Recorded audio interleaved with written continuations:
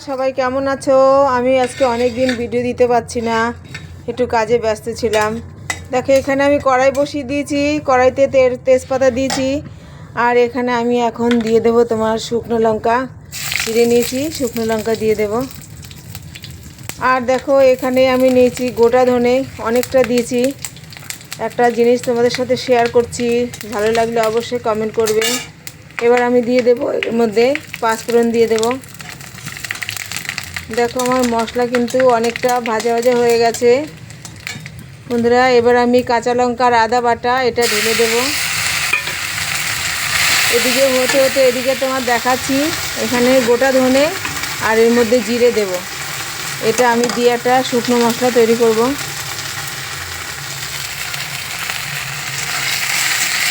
বন্ধুরা আজকে প্রায় 10-12-13 দিন হয়েছে আমি একটু কাজের মধ্যে ব্যস্ত ছিলাম অনেকটাই। আমি একটা দোকান দিয়েছি ছোটোখাটো, এখনও দোকানে কিছু ঠিকঠাক করা হয়নি, কোনো রকমে বসে নিয়ে তো সিঙ্গারা তৈরি করব। তার জন্য আমি এখানে দিয়ে দিয়েছি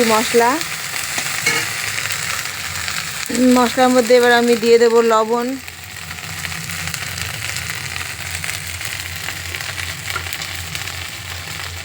আর এই সাইডে দেখো মশলা ভাজা হচ্ছে, লবণ দিয়ে দিলাম। এদিকে দেখো আমার ধনেটা কিন্তু অনেকটা হয়ে এসছে।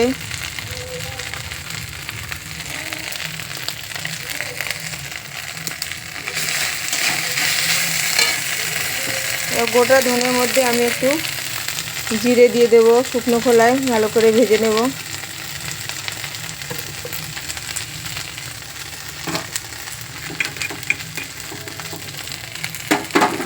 এদিকে দেখো মশলা ভাজা ভাজা হয়ে গেছে।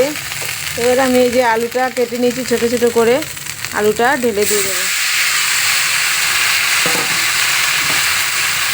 এদিকে আমার মশলা পুড়ে যাচ্ছে।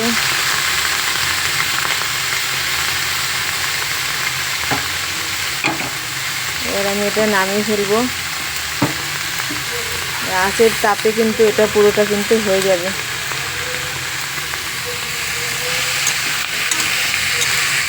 বন্ধুরা অনেকদিন পরে তোমাদের সাথে ভিডিও শেয়ার করছি, ভিডিও কিন্তু ভালো লাগলে অবশ্যই কিন্তু কমেন্ট করবে আর একটু পাশে থেকেও সবাই।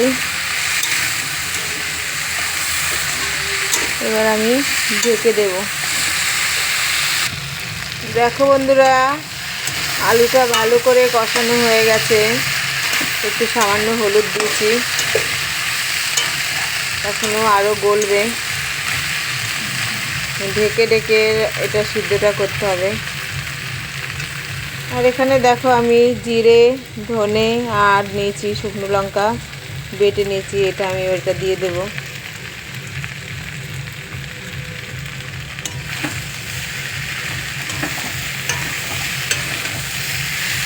এবার একটু ঢেকে দেব।